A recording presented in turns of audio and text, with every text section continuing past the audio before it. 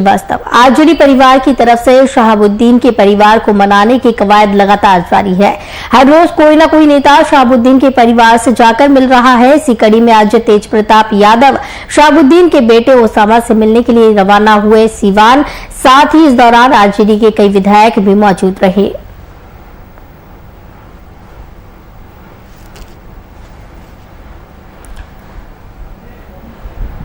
आपको बता दें कि बाहुबली विधायक की तिहाड़ जेल में कोरोना संक्रमित से मौत हुई थी, जिसके बाद आरोप लगाए जा रहे थे। आरजेडी परिवार की तरफ से शहाबुद्दीन के परिवार को मनाने की कवायद लगातार चल रही है।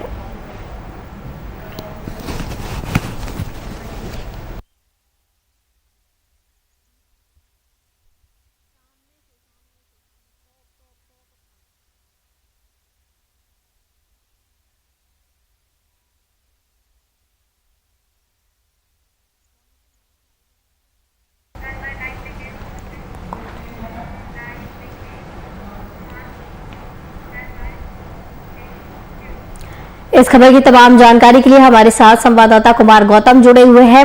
गौतम, ओसामा को मनाने की लगातार कवायद चल रही है। इस दौरान तेज प्रताप यादव भी उनसे मिलने पहुंच रही है। क्या कुछ ताजा जानकारी है? बिहार की सियासत में शहाबुद्दीन एक बड़ा नाम, जिनके इंतकाल के बाद से ही आरजेडी डैमेज कंट्रोल करने की कोशिश में जुट गई है। ये कह सकते हैं कि आरजेडी डैमेज कंट्रोल करने की कोशिश में जुट गई है। जिस तरह से ओसामा नाज है, शहाबुद्दीन के बेटे हैं ओसामा, और शहाबुद्दीन के अचानक से निधन की खबर तेजी से चलती है और फिर जेल प्रशासन कहता है कि नहीं, उनका इंतकाल नहीं हुआ है, वो अभी इलाज करा रहे हैं। फिर 2-3 घंटे के बाद जेल प्रशासन इस बात की पुष्टि करता है कि उनका इंतकाल हो गया है, उनका निधन हो गया है। तो ऐसे में जब दिल्ली में थे लालू प्रसाद यादव, पूरा परिवार उनका दिल्ली में था और दिल्ली में ही सब कुछ हुआ, तो तेजस्वी यादव का न निकलना या कोई बात न कह पाना, तो ये कहीं ना कहीं ये नागवार गुजरा है शहाबुद्दीन के बेटे ओसामा को। उनकी शहाबुद्दीन की जो पत्नी हिना साहिब, उनको नागवार गुजरा है। और आपने देखा कि लगातार सोशल मीडिया के जरिए ये बताने की कोशिश की जा रही थी ओसामा के जरिए कि किस तरह से उनके पिता ने आरजेडी के कुनबे को एक पाए के रूप में थामा था। लालू प्रसाद यादव, आज यदि लालू प्रसाद यादव है तो बिहार के अंदर शहाबुद्दीन उनके पीछे साए की तरह रहते थे। तो कहीं ना कहीं ये जो साया था वो अब खत्म हो गया और शहाबुद्दीन साहब के जो बेटे हैं वो अब एक नई सियासत, नई राजनीति के तहत अब एक नई पारी की शुरुआत करें। लेकिन इससे पहले जो अभी के माहौल है, सियासत जो गर्म है, उस ताजा सियासत में आरजेडी नहीं चाहती है कि शहाबुद्दीन के परिवार से उसका संबंध नाराजगी तक जाए या अलग हो जाए। यही कारण है कि तेज प्रताप यादव ने यह बीड़ा उठाई है। तेज प्रताप यादव लालू प्रसाद यादव के बड़े बेटे हैं, हसनपुर से विधायक भी हैं और ओसामा को से मिलेंगे। हालांकि बहुत लेट हो गया मिलने में, कह सकते हैं कि इस बीच पप्पू यादव के मिलने से या पप्पू यादव के मुलाकात से थोड़ी बहुत जो सियासी सरगर्मियां थी। गौतम, शहाबुद्दीन के बेटे जो है ओसामा, वो क्या आरोप लगा रहे हैं और क्या मांग कर रहे हैं, क्या कुछ चाह रहे हैं अब ओसामा? देखिए, ओसामा ने सबसे पहले यही बातें कही थी कि उनके पिता का निधन नहीं हुआ है, उनकी हत्या हुई है। एक तरीके से कहीं ना कहीं वो केंद्र सरकार और जो जेल प्रशासन है उसके ऊपर आरोप लगा रहे थे। तो इस आरोप के साथ आरजेडी खड़ी नहीं होगी दिखाई दी, जबकि लालू प्रसाद यादव उसी दिन जेल से बाहर मीसा भारती के यहाँ पहुंचे थे। तो कहीं ना कहीं इस बात की नाराजगी थी कि शहाबुद्दीन को आरजेडी ने अकेले छोड़ दिया। ये मन में, ओसामा के मन में यही बात चल रही है कि जिस शहाबुद्दीन ने पूरे बिहार की राजनीति में सिर्फ और सिर्फ लालू प्रसाद यादव को अपना नेता माना हो। आपको याद होगा कि जब शहाबुद्दीन भागलपुर जेल से जब जमानत पे छूटे थे तो वो उनका एक काफिला जो है सीवान तक गया था और उन्होंने पूरे रास्ते में देश की तमाम मीडिया को ये बातें कही थी कि मुख्यमंत्री नीतीश कुमार भले ही हैं, लेकिन वो परिस्थिति के मुख्यमंत्री हैं। और इन्होंने इस शब्द का पूरी तरीके से सार्थक अर्थ भी बताया कि किस तरह से मुख्यमंत्री नीतीश कुमार है और उनके नेता, सर्वमान्य नेता अगर कोई है तो लालू प्रसाद यादव है। लेकिन चिंता इस बात की है कि जिसने पूरे राजनीतिक करियर में लालू प्रसाद यादव को अपना नेता माना हो, वही लालू प्रसाद यादव आज शहाबुद्दीन को अकेले कैसे छोड़ गए। ये एक बड़ी बात है कि शहाबुद्दीन के निधन के बाद तेजस्वी यादव, तेज प्रताप यादव, लालू प्रसाद यादव, मीसा भारती, राबड़ी देवी, इन तमाम लोगों ने सिर्फ शोक संवेदना जाहिर की, किसी ने भी मुलाकात करना उचित नहीं समझा। तो कहीं ना कहीं इन दूरियों को बांटने की कोशिश की जाएगी तेज प्रताप यादव के जरिए, और ये लालू प्रसाद यादव का ही निर्देश होगा। संभवतः अभी स्पष्ट नहीं है, लेकिन लालू प्रसाद यादव का जरूर निर्देश होगा कि इस कमी को कैसे बांटा जाए, क्योंकि सीवान के साथ बिहार का, सीवान के साथ आरजेडी का एक गहरा ताल्लुकात है, एक गढ़ है। इस गढ़ में कोई सेंधमारी न कर पाए, कोई दूसरी पार्टियां उसमें सेंधमारी न कर पाए, और कहीं ऐसा ना हो कि इस शहाबुद्दीन के निधन के बाद उनके बेटे ओसामा अगर किसी दूसरी पार्टी को ज्वाइन कर लेते हैं या किसी दूसरे दलों के साथ संबंध बना लेते हैं, तो कहीं ना कहीं सीवान के अंदर एक बड़ा नुकसान हो सकता है आरजेडी का। तो कहीं ना कहीं आरजेडी इस बात को जानती है, मानती है कि अगर कहीं नुकसान होगा तो इसकी भरपाई वो आने वाले कई सालों तक नहीं कर सकते। हालांकि शहाबुद्दीन के निधन के बाद जो शहाबुद्दीन की कमी है वो लालू प्रसाद यादव को हमेशा खलेगी, क्योंकि पूरे जीवन में, पूरे कैरियर में, पॉलिटिकल कैरियर में शहाबुद्दीन एक साय की तरह लालू प्रसाद यादव के साथ हर वो वक्त में खड़े रहे हैं, चाहे वो वक्त अच्छा हो, बुरा हो, बिहार में रैली करनी हो, मुख्यमंत्री से लेकर तमाम वो छोटी छोटी और बड़ी मुसीबतों में भी शहाबुद्दीन ने लालू प्रसाद यादव का साथ दिया। वो खुले तौर पे कहते रहे कि उनके सर्वमान्य नेता है लालू प्रसाद, लेकिन लालू प्रसाद यादव का परिवार, लालू प्रसाद यादव की पार्टी की तरफ से शहाबुद्दीन के घर पर या शहाबुद्दीन के निधन के बाद उनके परिवार के लोगों से न मिलना, ये बहुत बड़ा एक खाई है जिसको पाटने की कोशिश आज करेंगे। और तेज प्रताप यादव के साथ कई विधायक भी मौजूद रहने की जी गौतम, बिल्कुल एक सवाल यहीं पे ये खड़ा होता है कि जिस तरीके से पप्पू यादव भी ओसामा से मिले थे, अभी बीते दिनों पहले जब बीजेपी सांसद के यहाँ पप्पू यादव जा रहे थे तब ओसामा से मिले थे, उसके बाद कई लोग और मिले हैं, लेकिन सवाल यही खड़ा होता है कि इतना समय क्यों लगा जब तेज प्रताप यादव को जाना है वहां पर, तो इतना समय क्यों लगा शहाबुद्दीन की मौत के बाद अभी तक तेज प्रताप आज जा रहे हैं जब उनसे मिलने? देखिए, तेजस्वी यादव जब तक लालू प्रसाद यादव जेल के अंदर थे या इलाज करा रहे थे, तब तक सारा निर्णय तेजस्वी यादव ले रहे थे यहाँ पर बिहार के अंदर। इसके साथ ही तेजस्वी यादव बिना लालू प्रसाद यादव के निर्देश के बिना कोई काम नहीं कर सकते। तो ऐसे में जब लालू प्रसाद यादव खुद जब जेल से बाहर है, दिल्ली में है, परिवार के बीच में है, तो ऐसे में उस दिन क्या निर्णय लेना चाहिए, उसके बाद क्या निर्णय लेना चाहिए, लालू प्रसाद यादव जरूर जानते होंगे। लेकिन जिस तरह से तेज प्रताप यादव आज बढ़ चढ़ कर जा रहे हैं, बनाने के लिए जा रहे हैं, उनको चूंकि वो नाराज है इस बात से, तो ये पूरा बिहार जान रहा है, सोशल मीडिया के जरिए उन्होंने नाराजगी जताई, तेजस्वी यादव के खिलाफ उन्होंने नाराजगी जताई, लालू प्रसाद यादव के खिलाफ नाराजगी, पूरे आरजेडी के खिलाफ जो नाराजगी है, इसको पाटने के लिए लालू प्रसाद यादव के बिना दिशा निर्देश के तेज प्रताप यादव ने ये कदम नहीं उठाया है। और तेज प्रताप यादव यदि खुद से भी जा रहे हैं तो उनको शायद ऐसा लगता होगा कि शायद जाने से बात बन सकती है, क्योंकि बात बिगड़ चुकी है।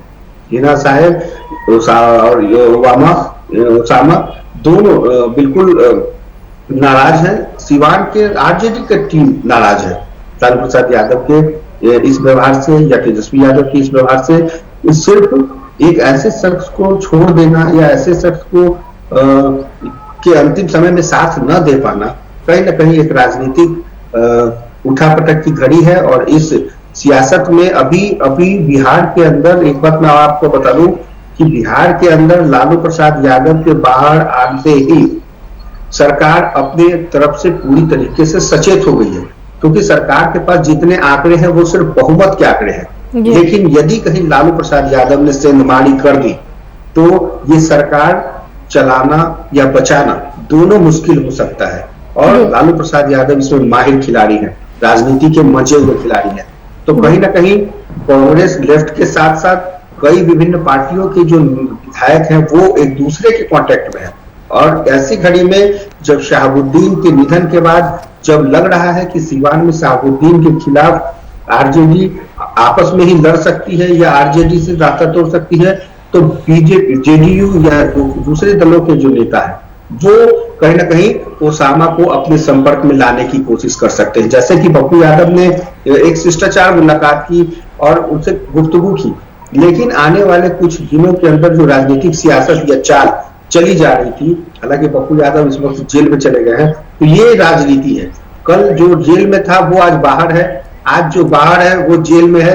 तो कहीं ना कहीं राजनीति के इस अंदर बाहर के खेल में और हर मुलाकात का कोई मायने होता है। जी गौतम, बिल्कुल दूरियां तो नजर आ रही हैं और इस दौरान तेज प्रताप यादव भी पहुंचे हैं उनको मनाने के लिए। ये कवायद लगातार आरजेडी की तरफ से की जा रही है, तो कहीं ना कहीं अब ऐसा माना जा सकता है कि लालू प्रसाद यादव के कहने पर ही तेज प्रताप यादव वहां पहुंच रहे हैं और दूरियों को मिटाने की कोशिश कर रहे हैं। इस दौरान तेज प्रताप यादव के साथ और कौन कौन से नेता विधायक मौजूद हैं?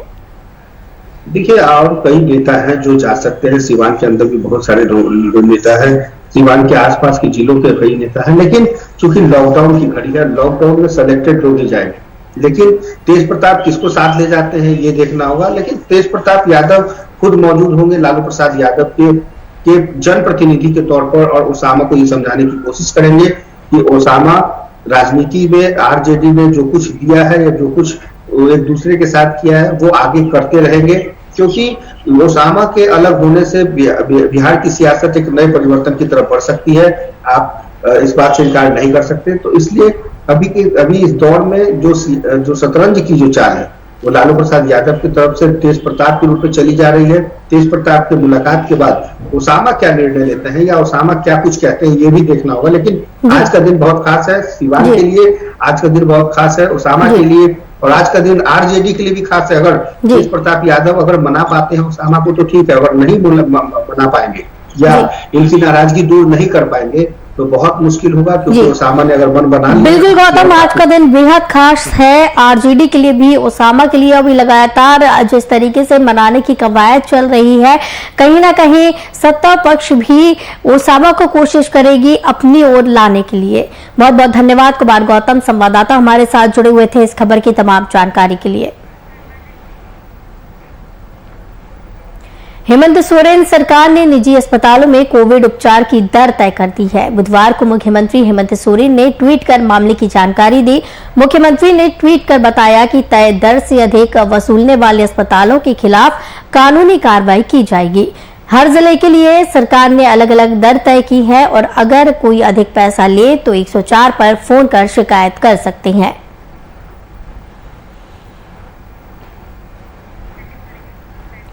तो निजी अस्पतालों में कोविड उपचार हेतु दर तय कर दी गई है। कहीं ना कहीं जिस तरीके से परेशानियां होती हैं उन्हें सुलझाने की कोशिश सरकार के द्वारा की जा रही है। कोविड उपचार की दर तय की गई है। बुधवार को मुख्यमंत्री हेमंत सोरेन ने ट्वीट कर इस पूरे मामले की जानकारी दी है। मुख्यमंत्री ने ट्वीट करके बताया है कि तय दर से अधिक जो पैसे अगर वसूले जाएंगे तो कानूनी कार्रवाई उन पर की जाएगी। हर जिले के लिए सरकार ने अलग अलग दर तय की है और अगर कोई भी अधिक पैसा लेगा तो 104 पर फोन करके शिकायत दर्ज की जा सकती है और इस पर आगे कार्रवाई की जाएगी।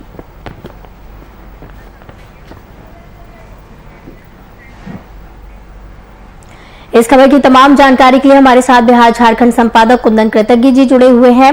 कुंदन जी, अब दर तय कर दी गई है कोविड उपचार के लिए 104 फोन पर कॉल भी कर सकते हैं अगर कोई परेशानी आती है या ज्यादा पैसे वसूले जाएंगे। अर्थात देखिए, जिस तरीके से 5 प्रमंडलों के विधायकों सांसदों के साथ मुख्यमंत्री ने समीक्षा बैठक की थी, उनसे राय मांगे थे और तमाम तरह की समस्याओं से अवगत होने की कोशिश की थी। इस दौरान कुछ विधायकों और सांसदों ने निजी अस्पतालों द्वारा की जा रही मनमानी का जिक्र मुख्यमंत्री से किया है और उनके इस फीडबैक के बाद मुख्यमंत्री ने राज्य के तमाम अस्पतालों को श्रेणीवार बांटकर उनका दर तय कर दिया है। पूरे झारखंड के में A, B, C 3 कैटेगरी में अस्पतालों को बांटा गया है, शहरों को बांटा गया है और यहाँ पर अस्पतालों की विभिन्न श्रेणियों में NABH एक्रेडिटेड अस्पतालों के लिए अलग दर तय की गई है, नॉन NABH एक्रेडिटेड अस्पतालों के लिए अलग दर तय की गई है। साथ ही साथ सामान्य बेड के लिए अलग दर है, ऑक्सीजन युक्त बेड के लिए अलग दर है, ICU बेड के लिए अलग दर है और वेंटिलेटर बेड के लिए अलग दर है। ये कह सकते हैं पूरे झारखंड में श्रेणीवार अस्पतालों को बांटते हुए वहां पर बेडों को भी तरह से युक्त कर दिया गया है और पूरे झारखंड की जनता को यह सूचित किया गया है, इस बारे में अपील की गई है कि अगर निजी अस्पतालों के द्वारा मनमानी फीस वसूले जाने की बात आती है, उस तरीके की समस्याओं का सामना करना पड़ता है, तो आप 104 पर फोन करके अपनी शिकायत दर्ज करा सकते हैं। राज्य सरकार, जिला प्रशासन इस संबंध में उचित कार्रवाई करेगी। देखिए आस्था, अस्पतालों के मनमानी की शिकायतें लगातार मिलती आ रही थी, वो चाहे दवाइयों की कालाबाजारी की बात हो, सुविधाओं का अभाव हो, अधिक फीस वसूले जाने की बात हो, इन तमाम बिंदुओं पर जब शिकायतें मिल रही थी, उस पर जाकर मुख्यमंत्री ने यह कदम उठाया है, ट्वीट करके दर की जानकारी दी है और 104 के बारे में आम जनता को बताया भी है। तो कह सकते हैं कि यह एक अच्छी शुरुआत है, पहल अच्छी की गई है मुख्यमंत्री के द्वारा और इसका फायदा भी राज्य की आम जनता को जरूर मिलेगा। जी, जिस तरीके से बताया जा रहा है कि हर जिले के लिए सरकार ने अलग अलग दर तय की है, कैटेगरी बनाई गई है, तो किस हिसाब से ये कैटेगरी में बांटा गया है? देखिए, राज्य के 24 जिलों को 3 श्रेणियों में बांटा गया है, ABC। ए कैटेगरी में रांची, जमशेदपुर, धनबाद को रखा गया है। बी कैटेगरी में मध्यम श्रेणी के जिलों को रखा गया है, जिसमें रामगढ़ की बात कर लें, बोकारो की बात कर लें, कोडरमा की बात कर लें, तमाम जिलों को रखा गया है। और सी श्रेणी में खूंटी, गुमला, पाकुड़, जामताड़ा ऐसे जिलों को रखा गया है। इन 3 श्रेणियों में शहरों को बांटने के बाद अस्पतालों की 2 कैटेगरी निर्धारित की गई है। एक अंतर्राष्ट्रीय मानक है NABH। NABH के सर्टिफिकेट से सत्यापित अस्पतालों के लिए अलग दर है और नॉन NABH अस्पतालों के लिए अलग दर तय की गई है। अब इन अस्पतालों में भी बेडों को 4 श्रेणियों में बांटा गया है। एक सामान्य बेड है, दूसरे ऑक्सीजन युक्त बेड हैं, तीसरे ICU बेड हैं और चौथे वेंटिलेटर बेड हैं। मसलन मैं आपको बता दूं, सामान्य बेडों की कीमत राजधानी रांची में NABH अस्पतालों में 8,000 रुपए रखी गई है। ऑक्सीजन युक्त बेडों की कीमत 10,000 रुपए प्रतिदिन रखी गई है। ICU बेड की कीमत 12,000 रुपए प्रतिदिन है और वेंटिलेटर बेड की कीमत 14,000 रुपए प्रतिदिन रखी गई है। तो इस तरीके से श्रेणीवार तमाम अस्पतालों को बांट दिया गया है, शहरों को बांट दिया गया है। अब जौन से अस्पताल जिस शहर की कैटेगरी में आते हैं, उस हिसाब से ही वह मरीजों के साथ फीस वसूल सकते हैं, इसी की उन्हें अनुमति होगी और इससे ज्यादा फीस वसूलने की शिकायत पर अस्पतालों के खिलाफ कार्रवाई का भी आदेश जिला प्रशासन को दे दिया गया है। जी आस्था, जी बिल्कुल, जिस तरीके से अस्पतालों के द्वारा ज्यादा पैसे वसूले जा रहे थे, इसमें जनता के बीच में और अस्पताल प्रबंधन के बीच में भी असमंजस की स्थिति देखने को मिलती थी, क्योंकि जिस तरीके से पैसे वसूले जाते थे, कहीं ना कहीं जनता के पास भी उतना बजट नहीं बन पाता था या आर्थिक परेशानी होती थी, ज्यादा पैसे जनता से लिए जाते थे अस्पतालों में। तो जिस तरीके की परेशानी जनता को देखने मिलती थी, वो अब देखने को नहीं मिलेगी। देखें, शिकायतें आ रही थी कि 18 घंटे के लिए, महज एक दिन के लिए किसी मरीज को अगर भर्ती कराया जाता है, उनसे 2-2 लाख 2.5 लाख की फीस वसूली जा रही थी। कई मरीजों के संदर्भ में ऐसी बातें भी सामने निकल कर आई हैं कि कोरोना संक्रमण से मरीजों को अस्पताल में भर्ती कराया गया है और उनकी मृत्यु हो जाती है चंद घंटों के अंदर। उन मरीजों से भी 1.5 लाख रुपए का बिल पेश कर दिया जाता है और उनसे फीस वसूलने की बात की जाती है। ऐसे में इन शिकायतों के आधार पर आप कह सकते हैं कि जब विधायक और सांसदों के साथ समीक्षा बैठक हो रही थी मुख्यमंत्री की वीडियो कॉन्फ्रेंसिंग के जरिए, उस दौरान यह शिकायतें झारखंड के विभिन्न हिस्सों से भी आनी शुरू हो गई। धनबाद के सांसद हैं भारतीय जनता पार्टी कोटे से पशुपति नाथ सिंह, उन्होंने स्पष्ट रूप से कहा कि धनबाद के अस्पताल राज्य सरकार के आदेशों को नहीं मानते हैं, वह अपनी मनमानी करते हैं और शायद जो सांसदों का फीडबैक आ रहा था, जो विधायकों का फीडबैक आ रहा था, उस फीडबैक के आधार पर मुख्यमंत्री ने यह निर्णय लिया है और इस संबंध में जानकारी आम जनता को, जिला प्रशासन को, अस्पतालों को, अस्पताल प्रबंधन को, तमाम जगहों को दे दी जा चुकी है उन्हें किस दर से मरीजों से फीस वसूलने हैं। और जाहिर सी बात है, अगर इस व्यवस्था में अस्पताल प्रबंधन की कहीं कोताही, लापरवाही या मनमानी देखने को मिलेगी तो अस्पताल प्रबंधन अब किसी भी कार्रवाई के लिए तैयार हो जाना चाहिए उन्हें। और जिला प्रशासन या राज्य सरकार जिस तरीके से संजीदा है इस तमाम मसले को लेकर, तो कार्रवाई से इनकार नहीं किया जा सकता। कार्रवाई होने उनके लिए बहुत ही आप कह सकते हैं जरूरी है। निजी अस्पतालों में कोविड इलाज के लिए अब दर तय कर दी गई है। ज्यादा पैसे लेने पर नंबर जारी किया गया है कि 104 नंबर पर कॉल करके शिकायत भी दर्ज करा सकते हैं, उसके बाद कार्रवाई की जाएगी। तो अगर ऐसा कुछ केस सामने आता है, ज्यादा पैसे वसूले जाते हैं, तो सख्त प्रावधान क्या कुछ इसके रखे गए हैं? सबसे पहले तो अस्पताल का निबंधन, अस्पताल का रजिस्ट्रेशन जो होता है और अस्पताल का लाइसेंस, उसे रद्द कर दिया जाएगा। अस्पताल संचालकों के ऊपर, जिम्मेदार डॉक्टरों के ऊपर कार्रवाई की जाएगी और इसके अंदर अब महामारी एक्ट लगाया जाएगा, जो पैंडेमिक एक्ट लगाया जाता है। आपको बता दें कि जिस पैंडेमिक एक्ट के तहत पप्पू यादव को पटना के मंदिरी मार्ग निवास से गिरफ्तार करके दक्षिणी मंदिरी थाने ले जाया गया था, वह महामारी एक्ट के तहत ही उनकी गिरफ्तारी हुई थी। तो वैसा ही पैंडेमिक एक्ट यहाँ लगाया जा सकता है और पैंडेमिक एक्ट लगाने के बाद उन पर कार्रवाई की जाएगी और फिर अदालत तय करेगी उन्हें कितनी सजा दी जानी है।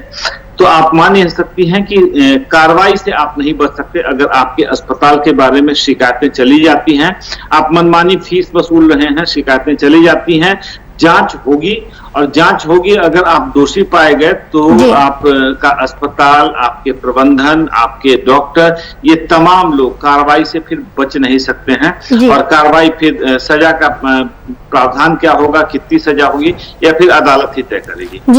जी बिल्कुल, एक काफी अच्छी पहल ये की गई है। जिस तरीके से लोग परेशान होते थे अब वो नहीं होना पड़ेगा। 104 नंबर पर कॉल करके शिकायत दर्ज करा सकते हैं, कार्रवाई इस पर की जाएगी। बहुत बहुत धन्यवाद बिहार झारखंड संपादक कुंदन कृतज्ञ जी हमारे साथ जुड़े हुए थे इस खबर की तमाम जानकारी के लिए। झारखंड में कोरोना के बढ़ते मामलों को देखते हुए हेमंत सोरेन सरकार ने मिनी लॉकडाउन यानी स्वास्थ्य सुरक्षा सप्ताह को अगले 2 हफ्तों के लिए बढ़ा दिया गया है। अब यह 27 मई सुबह 6 बजे तक प्रभावी रहेगा। इसके साथ ही 16 मई की सुबह 6 बजे से पूर्व से जारी प्रतिबंधों के अतिरिक्त 4 नए प्रतिबंध भी प्रभावी रहेंगे।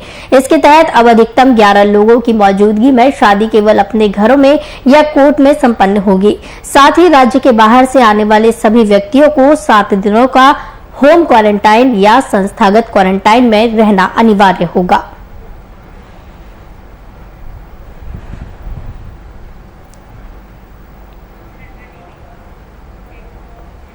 बिहार में पिछले हफ्ते कोरोना वायरस की चेन तोड़ने के लिए 15 मई तक लॉकडाउन लगाया गया, जिसका सकारात्मक असर दिखने लगा है। राज्य में बुधवार को 9,863 नए कोरोना संक्रमितों की पहचान हुई। पटना सहित 3 जिलों में 500 से अधिक नए कोरोना संक्रमित मिले। पटना में सर्वाधिक 977 नए कोरोना संक्रमित मिले, जबकि मुजफ्फरपुर में 506 और नालंदा में 523 नए संक्रमितों की पहचान हुई। राज्य में पिछले 24 घंटे में 1,11,740 सैंपल की कोरोना जांच की गई।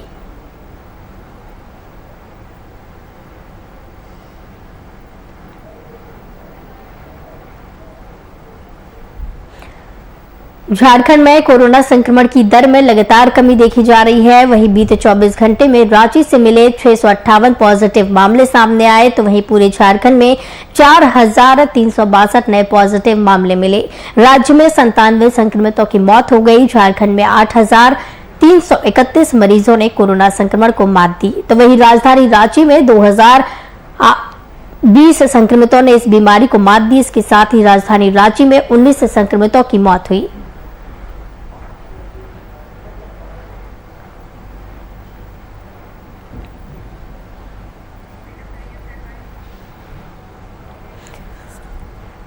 खबरों का सिलसिला लगातार जारी रहेगा। मुझे दीजिए इजाजत, नमस्कार।